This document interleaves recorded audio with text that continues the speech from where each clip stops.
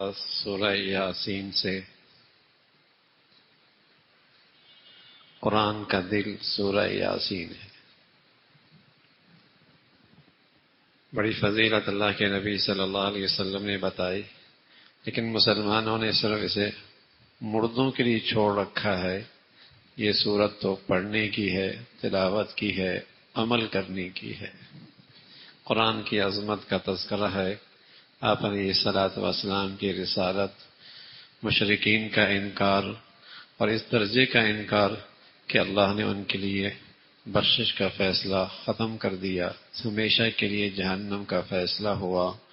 پھر ایک بستی کا تذکرہ، اللہ کے پیارے آئے، یکے بعد دیگرے 3 اللہ کے پیارے نبی آئے، اہل بستی نے اس کا انکار کیا، مقابلے پہ آ گئے۔ انہی میں سے ایک حق پرست، خدا ترس ایمان لانے والا انہیں آ کر سمجھانے لگا، نہ یہ تم سے کچھ لیتے ہیں، نہ لینا چاہتے ہیں، تمہارے خیر خواہی میں تمہیں اللہ کی طرف بلا رہے ہیں۔ تو انہوں نے ان کو شہید کر دیا۔ پھر اللہ نے ان کا تذکرہ فرمایا، جنت میں جا کر جب اسے اللہ کی نعمتیں دیکھی تو اس کے بول اللہ نے قرآن میں محفوظ کر دیے۔ کہنے لگا کاش کہ میری قوم کا پتہ لگتا، اللہ نے مجھے کیا بلند مقام نصیب فرمایا۔ تو مفسرین نے لکھا یہ ایسا آدمی تھا، زندگی میں بھی اپنی قوم کا خیر خواہ تھا، ہدایت چاہتا تھا، اور مرنے کے بعد بھی اسی خیر خواہی کا اظہار کیا، حالانکہ شہید کیا، مار ڈالا۔ کاش کہ میری قوم کو پتہ لگتا کہ اللہ رب العزت نے میرا کیسا اعزاز و اکرام فرمایا۔ پھر اللہ نے اس قوم پر ایک چیخ بھیجی، ساری قوم ٹھنڈی ہو کے رہ گئی، ختم ہو کے رہ گئی۔ اللہ کی بڑی قدرت ہے، زمین و آسمان کا یہ سارا نظام، سورج چاند تم دیکھتے ہو، منٹ نہیں سیکنڈ کا بھی فرق نہیں ہوتا اپنے دائرے میں چلنے میں، ذرہ برابر بھی فرق نہیں، صدیوں سے چل رہا ہے۔ اور سمندروں میں، دریاؤں میں کشتیوں کا، جہازوں کا چلنا، نقل و حمل کا یہ سارا نظام، یہ اللہ کی قدرت کے شہکار، اس سے اللہ ملتا ہے، اللہ کی معرفت ملتی ہے۔ یہ کہتے ہیں کب آئے گا اللہ کا عذاب؟ فرمایا آئے گا، پھر مہلت نہیں ملے گی، پھر مہلت نہیں ملے گی، سور پھونکا جائے گا، پھر سور پھونکا جائے گا، قبروں سے اٹھیں گے اور اللہ کی بارگاہ میں حاضری ہوگی۔ اور وہ دن ایسا ہوگا کہ وہاں مجرم اور فرما بردار، ظالم اور اللہ کا نیک دونوں ایک ساتھ نہیں رہیں گے۔ دنیا میں اللہ کو سب کو کھلاتا پلاتا پہناتا ہے، لیکن کل قیامت میں ایسا نہیں ہوگا۔ مجرموں کی صفیں الگ ہوں گی، اللہ کے نیک اور فرما برداروں کی صفیں الگ ہوں گی، اور یہ اعلان ہوگا وَامْتَازُوا الْيَوْمَ أَيُّهَا الْمُجْرِمُونَ، اے مجرموں آج الگ ہو جاؤ۔ دنیا تو یہ سارا نظام خلط ملط ہوتا ہے، نیک آدمی بھی مرتا ہے، ساری زندگی لقمہ حلال چن چن کے کھانے والا جب مرتا ہے، اور ایک ساری زندگی سود کھا کے مرتا ہے، دونوں مرتے ہیں۔ لوگ دونوں کے لیے کل خانیاں کر لیتے ہیں، دونوں کے لیے جنازے پڑھ لیتے ہیں، لوگوں کو اندازہ نہیں ان کا انجام اور موت کیسی ہوئی۔ اور یہاں تو دھوکہ ہو سکتا ہے، وہاں دھوکہ نہیں ہوگا، وہاں مجرم الگ ہوں گے، نمازی بے نمازی، حلال حرام کھانے والے، باحیا بے حیا، یہاں تو ملے جلے سب کو اللہ دے رہا ہے، وہاں ایسا نہیں ہوگا، وہاں صفیں الگ الگ ہو جائیں گی۔ اس کا تذکرہ فرمایا، اور پھر فرمایا وہاں اللہ کہیں گے کیا تم اپنی زندگی پہ غور نہیں کرتے کس انداز سے تمہاری تخلیق میں فرق آتا ہے، کمزوری پھر طاقت، پھر کمزوری کی طرف، بڑھاپے کی طرف جاتے ہو۔ یہ سب اس بات کے لیے ہے کہ تمہاری زندگی کی شام ہو چکی ہے، کسی وقت بھی سورج غروب ہو سکتا ہے، کسی وقت بھی تمہارا زندگی کا سورج غروب ہو سکتا ہے۔ اللہ رب العزت کی بڑی قدرت ہے۔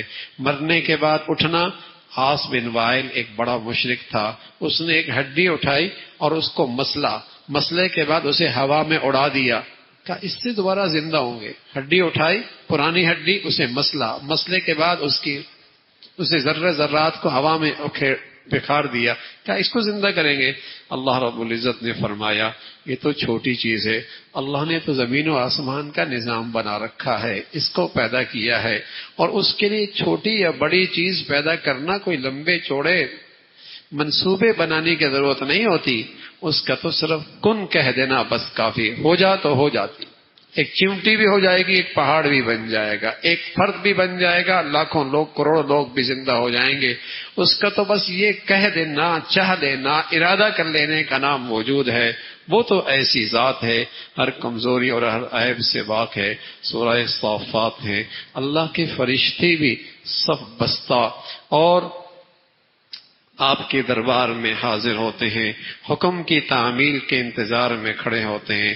صف بندی اور ڈسپلن اور باہمی اسے کہیں کہ ترتیب سے ایک چیز ہونا، یہ اسلام کے اندر بھی پسندیدہ ہے، اس کا تذکرہ فرمایا۔ پھر اللہ کے کچھ فرشتے آسمانوں پہ ہوتے ہیں جو جنات کو اور شیاطین کو اوپر جانے سے روکتے ہیں۔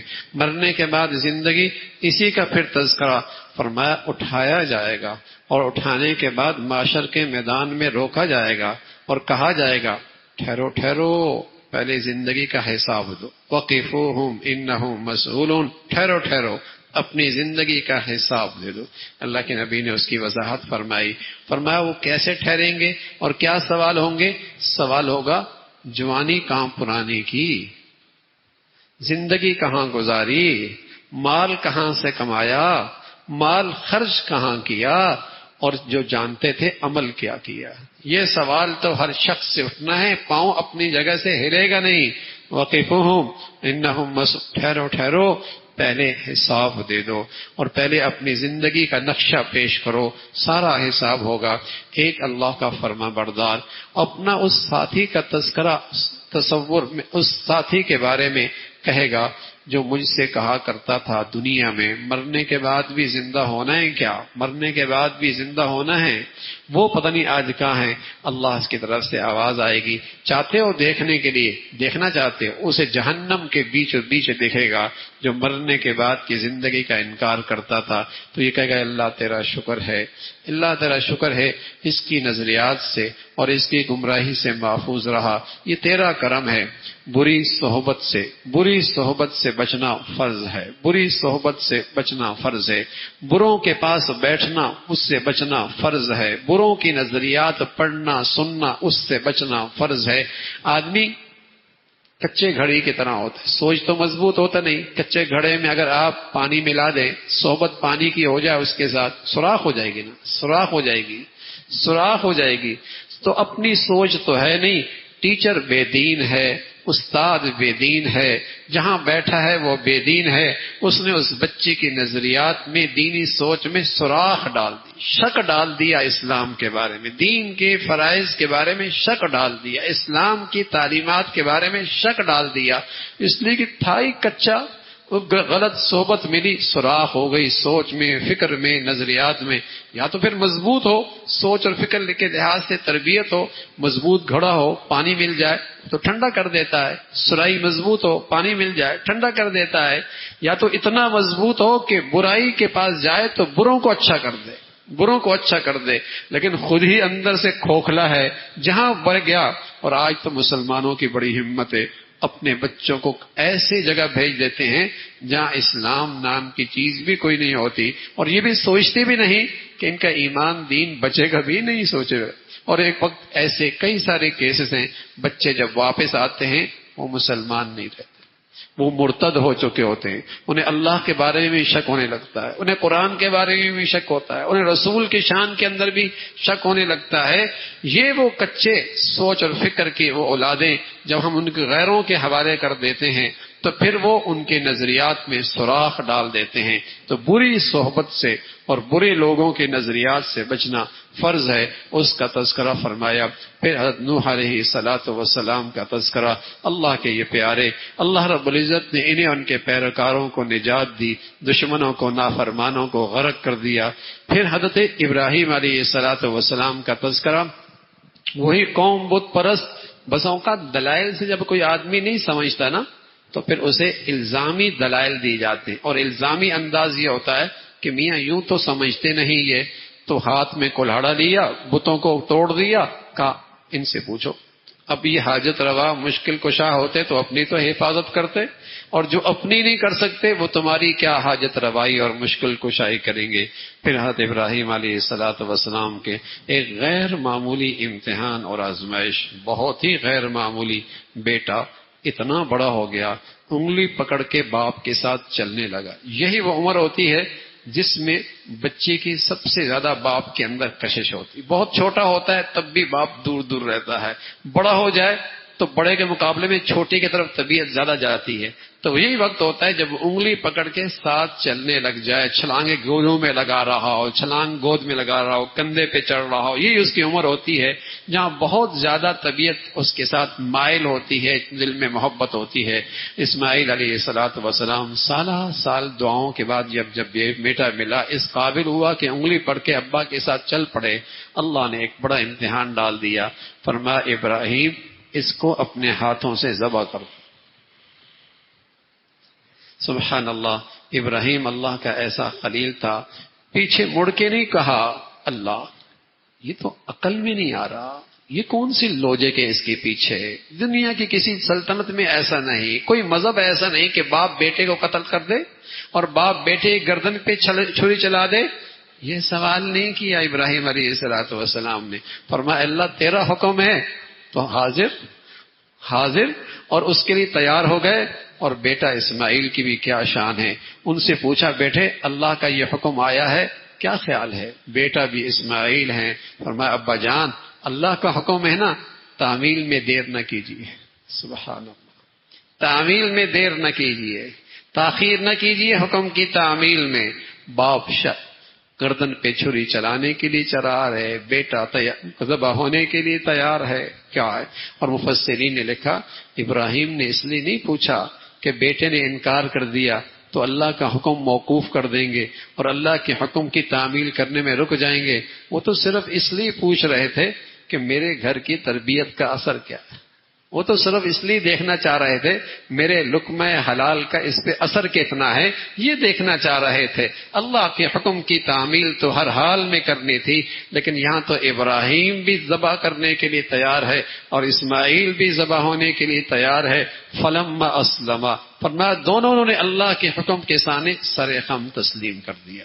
اللہ کی شان، گردن پہ چھری چلانے لگے، اپنی پوری قوت کے ساتھ چھری چلا رہے، چھری ذبح نہیں کر رہے۔ بیٹا کہنے لگا ابا شاید آپ کا چہرہ، آپ کی آنکھیں میرے چہرے پہ پڑ رہی ہیں، مجھے آپ پیشانی کے بل لٹائیے تاکہ چہرے پہ نظر نہ پڑے، شاید یہ شفقت پیار یہ رکاوٹ نہ بن جائے اللہ کے حکم کی تعمیل میں، آپ ایسا کیجئے اور اس انداز سے آپ مجھے ذبح کیجئے۔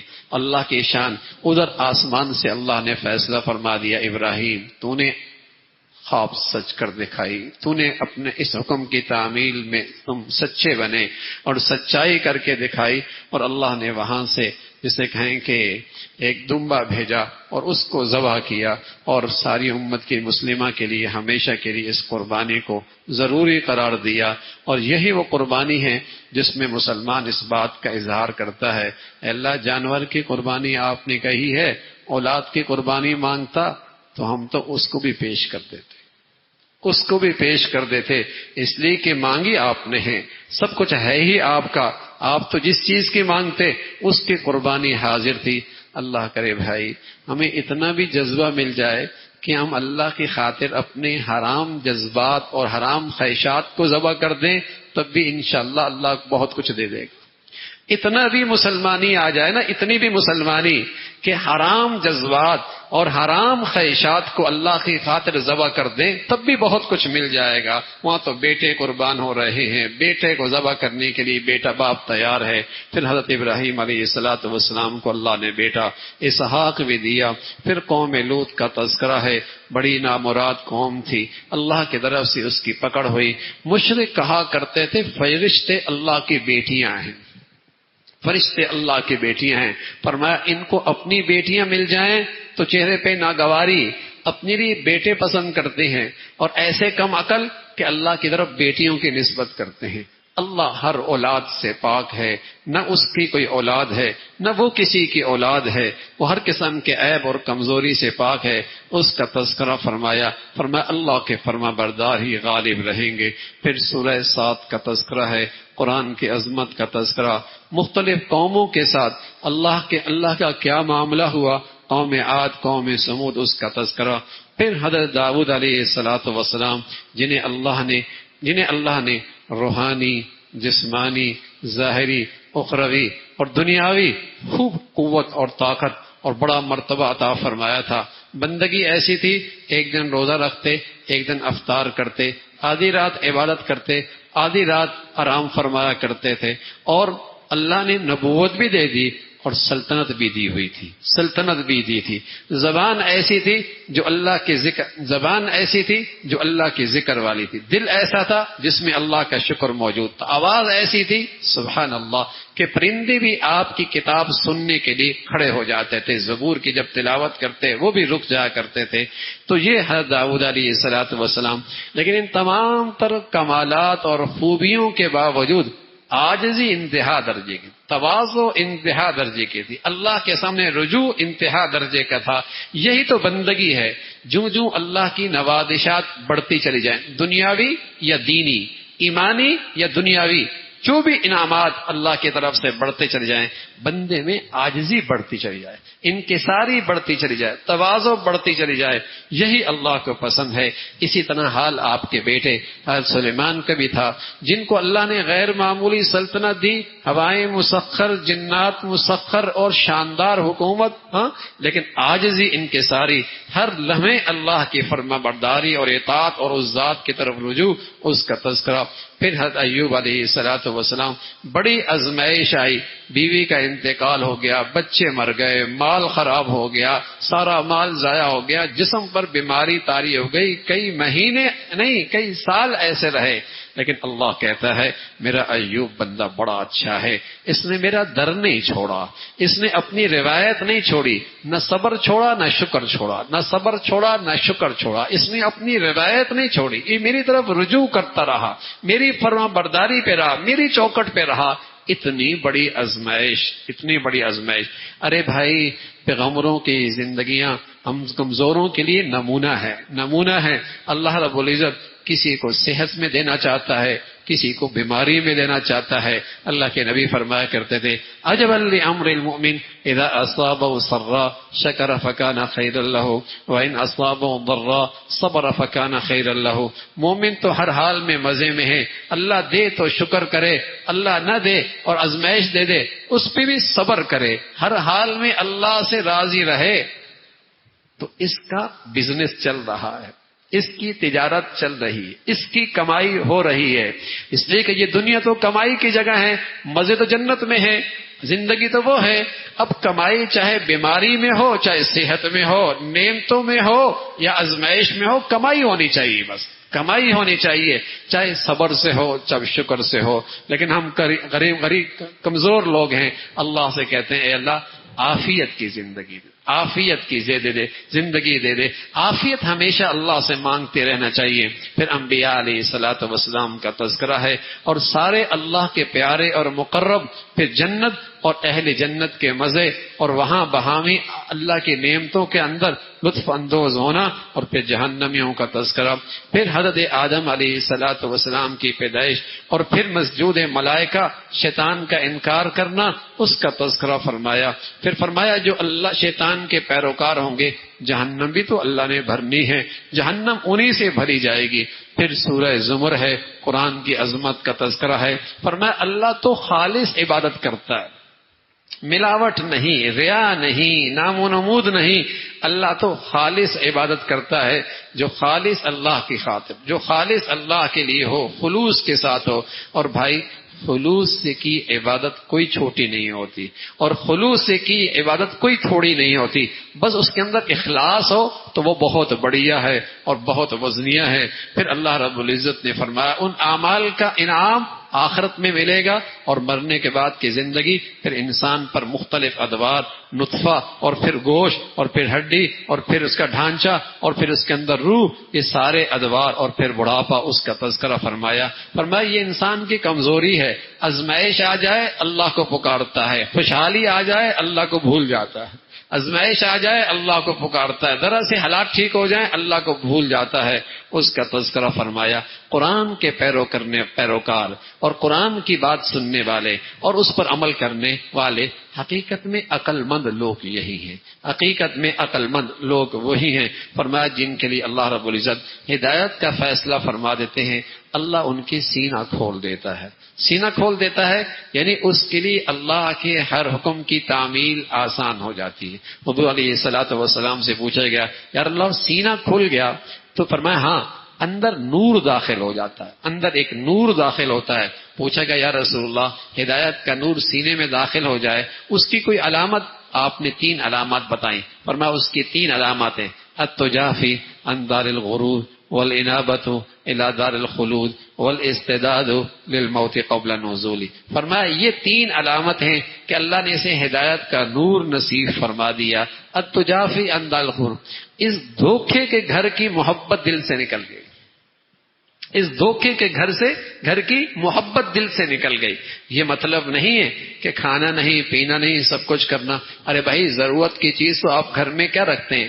قضاء حاجت کی جگہ بھی رکھتے ہیں نا، لیکن ظاہر ہے وہ گھر کی ترجیح والی چیز نہیں ہوتی کہ آدمی وہاں انجوائے کرے اور وہاں مزے کرے، ہاں وہاں آرام کرے، وہ ایک ضرورت کی درجہ ہے۔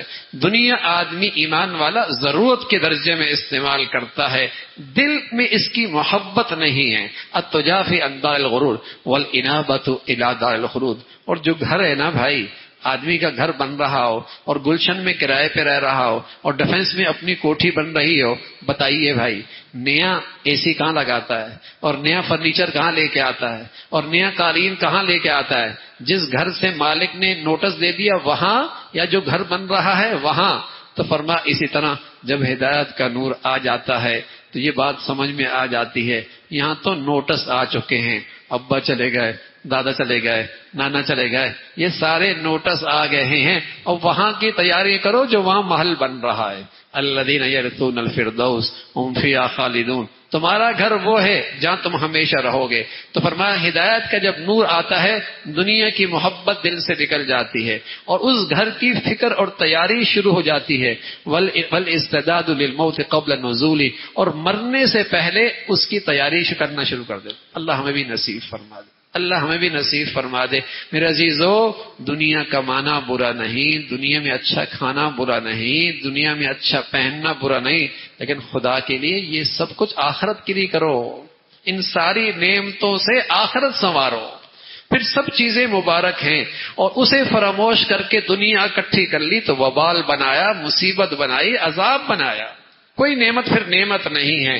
تو اس زندگی کو سامنے رکھ کر فرمایا جن کو میں شرح صدر دیتا ہوں، جن کے اندر ہدایت آتے ہیں، ان کے لیے اللہ کے ہر حکم کی تعمیل آسان ہو جاتی ہے، اس کا تذکرہ فرمایا۔ پھر فرمایا شرک اور توحید میں فرق ایسا ہی ہے، موحد ایک خدا کو راضی کرتا ہے، مشرک کے معبود بہت ہوتے ہیں، کس کس کو راضی کرے گا اور کس کس کو خوش کرے گا؟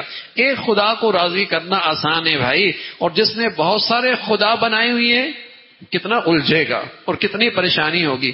فرما ایک غلام ہو اور اس کے مالک بہت سارے ہوں اور سبھی بد مزاج ہوں، ایک بلاتا ہے، ایک بٹھاتا ہے، ایک کھڑا کرتا ہے، ایک سلانے کے لیے کہتا ہے، بتائیے اس غلام کا کیا حال ہوگا جس کے بہت سارے مالک ہیں، سبھی بد مزاج ہیں؟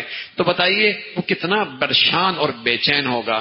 اور ایک غلام وہ ہے جس کا ایک مالک ہے، ایک ہی مالک ہے اور وہ بھی سمجھدار ہے، تو بتائیے وہ کتنا اطمینان میں ہوگا۔ فرمایا اسی طرح مشرک کے بہت سارے خدا ہیں، بہت سارے خدا ہیں، بے چینی رہتا ہے، اور موحد اور توحید پرست اس کے لیے ایک اللہ کو راضی کرنا ہے، وہ آسان ہے، اس کا تذکرہ فرمایا۔ فرمایا آپ بھی ہمارے پاس آئیں گے، موت آپ پہ بھی آئے گی، ان پر بھی آئے گی، پھر ہماری بارگاہ میں ساری زندگی کا تذکرہ ہمارے سامنے ہوگا اور حساب ہوگا اور فیصلہ ہوگا۔ اللہ بھائی عمل کی توفیق نصیب فرما دے۔